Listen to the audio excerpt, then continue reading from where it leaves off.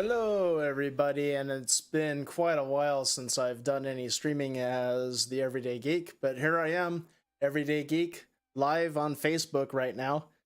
I forgot to post something on Steam It, so I guess everyone's going to get it when it's not live, unfortunately. There's so many things to take care of before you do a live stream. Anyway, I just want to give the heads up that right now the studio is working pretty well. We've done a lot of work to get things stabilized. Setting up right now, I had a couple issues, but I think they're ironed out. And a couple small things that I'll point out along the way are just not quite working yet, but we're really, really, really close. So that being said, I just want to focus on what today's episode is actually about. What I'm going to do is I'm planning a series of videos where I'm going to be working on the bench, and I'm going to be doing live teardowns of things I've never torn down before. And today it's a Qanba Arcade Stick, this guy right here. And I just want to tear this down because there's a gate in here that basically determines how the stick moves, and there are alternate gates that came with this, and we're going to take a look at what can be done to put in a different gate. So this arcade stick is available on Amazon, and let me bring up the page here just so you can see.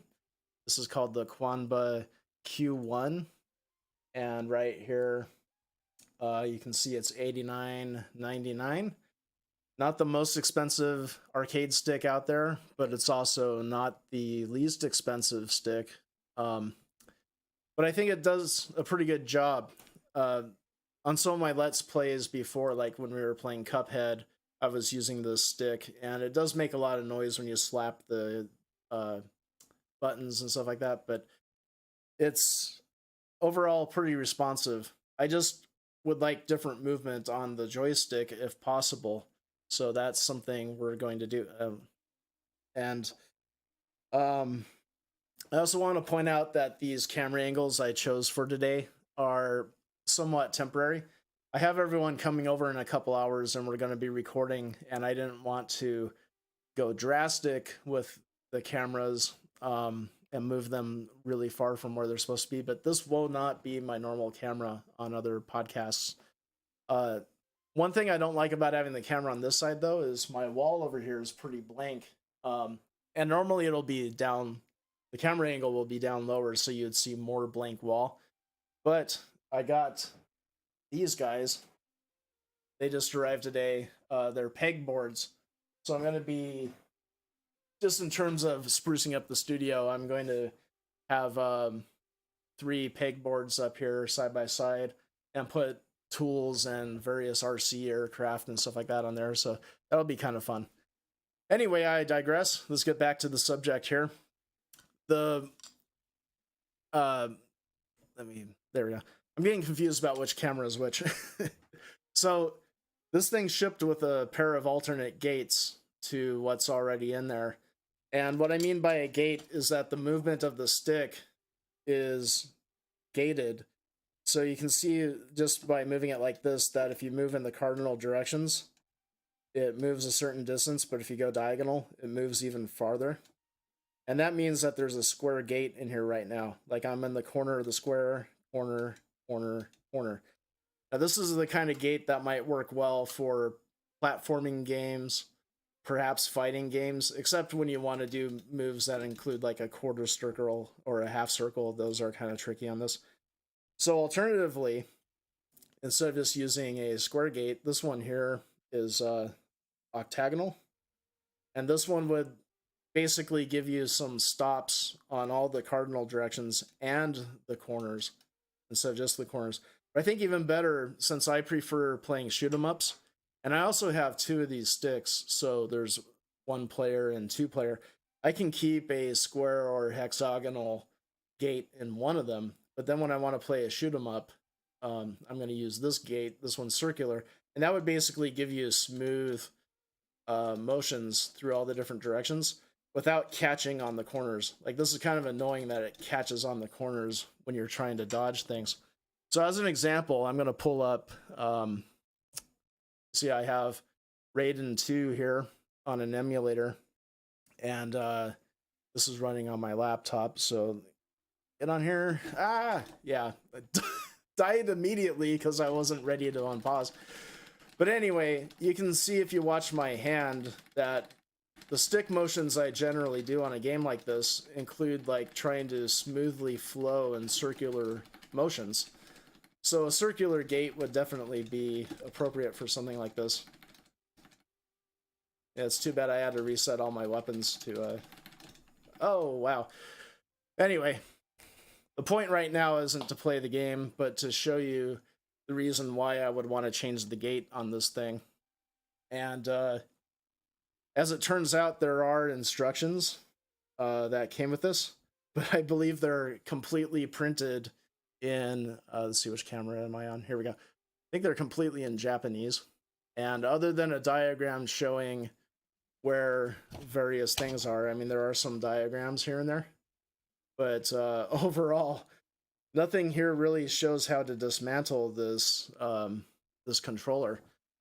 So, and then there's also a guide here that has, I think this is just a product guide, so that won't help. And then there were other various doodads, like a cleaning cloth and some stoppers that came with this. Anyway, none of that is going to help me to really take this apart. Probably the smart thing to do would be to go online and see if anyone put together a guide on how to dismantle this thing, but I'm not going to worry about that. I'm just going to go for it. So let's go over to the bench and see what we can get done. Let's see. All right. So here we are. I have to unplug this. You know, safety first. It's only 5 volts, but, you know, probably a good idea to unvolt it, or sorry, unplug it. Mostly to protect the equipment. You know, 5 volts isn't going to hurt you at low amperage, but you know, you might blow out your motherboard or something if you you're not careful. Okay, so I'm going to take these headphones off because I think audio is okay without monitoring it, I hope. All right, so the goal here is to figure out how this comes apart, and I'm just doing this live, see if I can figure it out. I've got my handy iFixit toolkit here. This one's circa 2015, so it's not the latest toolkit, but all of them are fine going way back. It has what I'm sure I need to do this. You pick apart things like phones and tablets and all sorts of stuff with this. But this is something pretty simple, I believe. So I think for starters, I'm going to turn this over. I remember that these clamps were not attached when I first got it. But then it's been so long, I kind of forgot how they go. Like there's a release here. So that comes off. Okay, very simple. These don't even have a screw in them. So that part's easy. But I figure these have to be out of the way in order to crack this open. And I was almost imagining there were going to be rubber stoppers in here I was going to have to pull out, but apparently not. We just have screw holes. So I can probably just get a Phillips screw head here. Be on my way. I'll get one of the larger, here, this one's a J1. See how this works. Feels like it's biting. And there we go. I'm unscrewing. That's part of the reason why I didn't want to look up a guide on how to take this apart, because I figured this has got to be dead simple. I mean, they give you the gates expecting you might modify this joystick.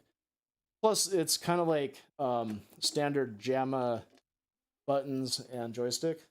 So usually when an arcade stick uses those standard devices, they're like interchangeable. Like you wear out a button or something, you can buy a replacement button and stick it in there. In fact, I think this might have come with button caps. It doesn't have the whole button assembly, but it came with replacement button caps in case you damage one of them.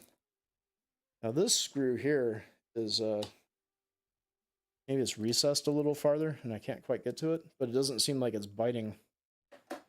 That's weird. I think the screw's just tighter than the others somehow. This isn't the largest Phillips screw head, so it can slip a little bit. It doesn't exactly bite into these super well, but all right.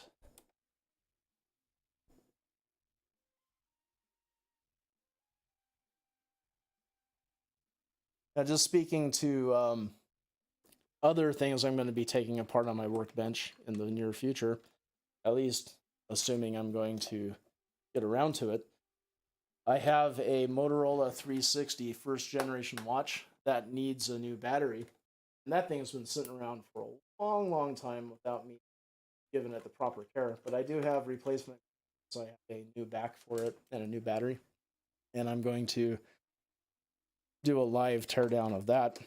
And then I'm also going to live stream, or if it seems like it's going to take too long, I might just edit it.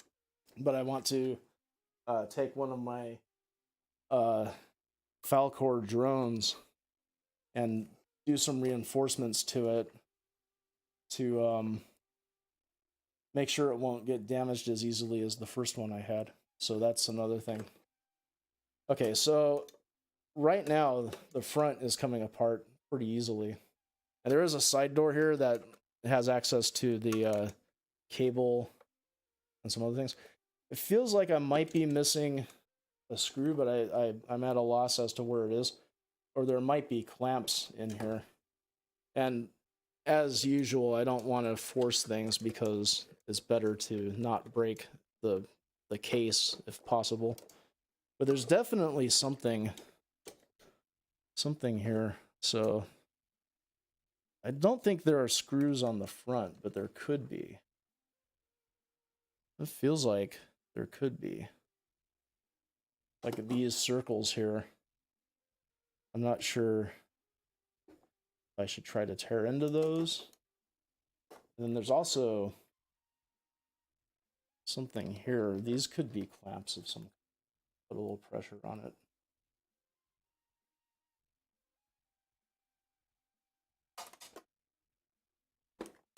So this is already going great.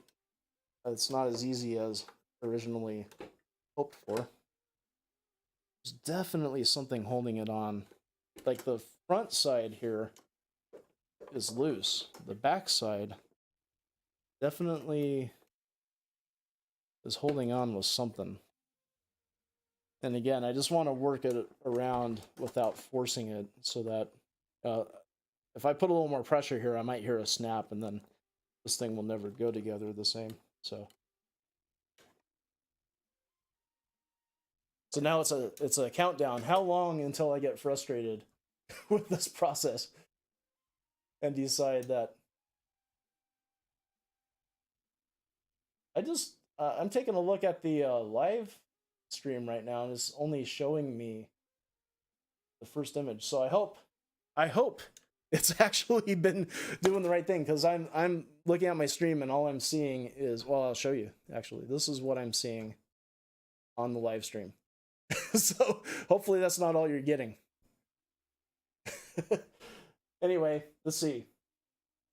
We've got Joe Gargano asking, what am I watching? Well, son, shouldn't call you son, but I will. You are watching Daryl tear down an arcade joystick, trying to change the gate on it. Robert said, he answered for me, he said, Joe, he's gone mad with power. Stop him.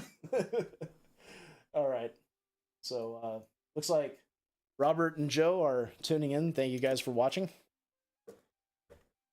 And I will post this on YouTube later on, possibly with some judicious editing, because this is taking longer than it should. And also, I forgot to post on Steemit that I was going live, so hopefully people will still upvote me, even though they'll miss the live stream. One can hope. Okay, so looking in here, oh my goodness, I can kind of see where Yeah, the screw back here, I can see where it's no longer grabbing, but there's something else in here. I can't quite tell what. I have a feeling I'm going to wind up snapping something, because that's just the way this is going. And I can't really make out what's preventing it from opening.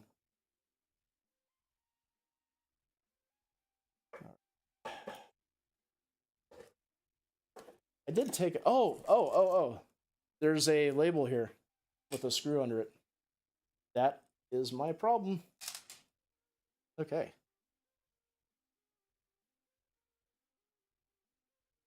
So I'm mad with power. And according to the chat, and Robert just said on my behalf, no, I agree. So apparently this is one of those you void your warranty if you remove the sticker kind of deals. So I guess my warranty is void. This thing is old enough now that heck, if I still have any warranty on it, I'm damn lucky. So don't worry about that. Okay, so hopefully now that there's a sixth screw that I missed. Hey, look at that. Okay, so this is how I was hoping it was designed. This back cover comes off completely, because otherwise you would have a wedge of, a bunch of wires attached to the front cover. Like if there's some joysticks have a PC board. I wasn't expecting that would be the case with an arcade stick, because these buttons have internal contacts on them, but a lot of arcade sticks that aren't arcade quality, they have like a membrane board with some contacts on a PCB that's usually attached to the back plane. And when you take that off, if there are like LEDs on the front plane or whatever, you have all these wires in between and you can only open it up so far. So this way you get clear access to the entire thing, which is awesome. And now you can see here visibly the square gate there that manages how the stick can move. So that's the gate I'm going to change.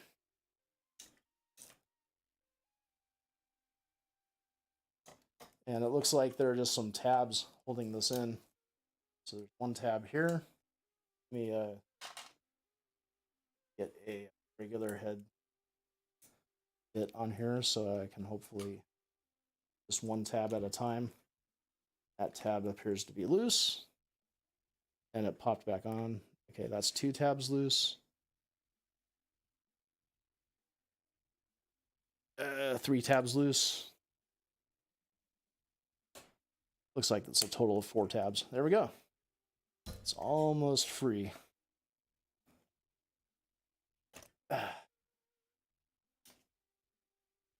Something. Yeah, these tabs are just pretty strong, so it doesn't want to let go. Now I'm going to pay attention to the orientation of this. There's some writing here that's engraved, and there's kind of a big circle. So the gate itself is oriented toward the bottom here. So I want to, whatever gate I use to replace this, I want to have, like this is upside down, apparently. Well, actually, this one looks different. So which side is up? This is actually right. I can tell from the tab holes, but yeah, they're actually designed a bit different, which is interesting.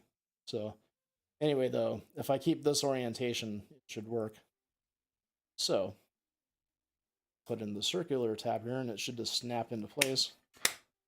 Yep, there it is. Already in, and now I can move smoothly in a circle. Already that feels better for playing a shoot 'em up. So happy with that. Now, all this means is I just have to put 6 screws in place, and that should be our show. I mean, it couldn't get much easier than that, other than the hidden behind a label screw. Tell you what, that screw screwed me over.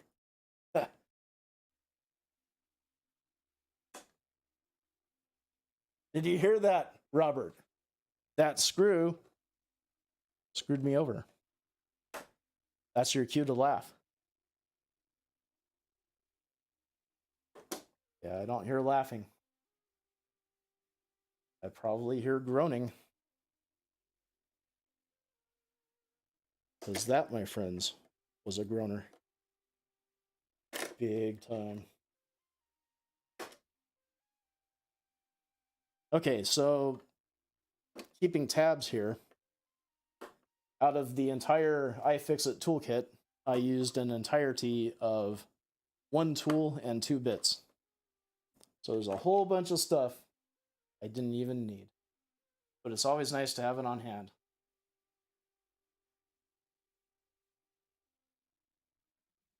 Okay, let's see. That's in, that's in. I lost track of which. Yeah, this is the last one. Because I did the box pattern, I lost track of where I was. Okay, so that seems like that's pretty much back together. Get this door closed. And then put these guys back on. They just go on with the snap, so that's easy. All right, so our stick, I believe, is good. Let's go back to the game. Put this in here. Whoa. Something I noticed about the game that's kind of funny is being an arcade game, it runs at 60 FPS. Actually, it's some weird like 54 FPS or something like that.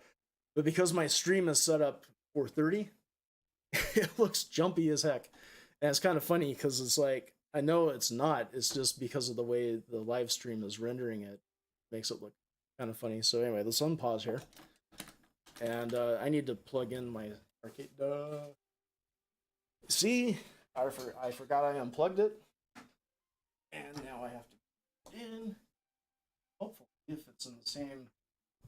Hold on a second.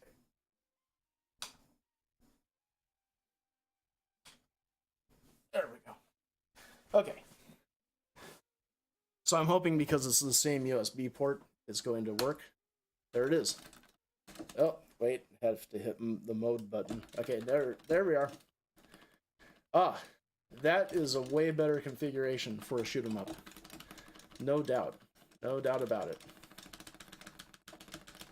Because now I don't feel like I get caught on the diagonals every time I hit that. So, at any rate, I used to be super good at this game in the arcade, and it's one of those things I'm going to do a Let's Play after I practice a little bit and get some of my skills back. Because right now, as you can see, I'm not very good.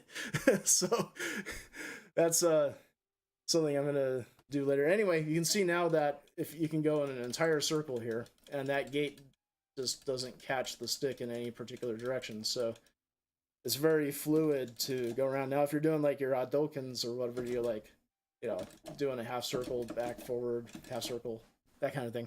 So that's pretty cool. All right, everyone. That's about it for today. I thank you for tuning in, and that was kind of a fun little event. I embarrassed myself only slightly, not being able to get this stick open very quick. But anyway, I'll see you next time. Check out my stuff on egos.live, and I will see you later. Oh, and also tonight, in about an hour, friends are coming over, and we're going to be recording for Incoherent Ramblings. I'm not 100% we're going to go live, because I don't think we have anything ready to go that doesn't require editing. But either tonight, if it's a simple edit, or tomorrow, you'll see something new from Incoherent Ramblings, possibly more than one thing if they're short.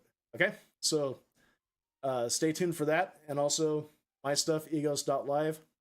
Check me out at djors on Steemit, and all my other information is available on YouTube, Steemit, whatever. Okay, all right, I didn't put everything in a graphic. I should. But egos.live will be your key to get to everything else. Okay, take care and have a good one.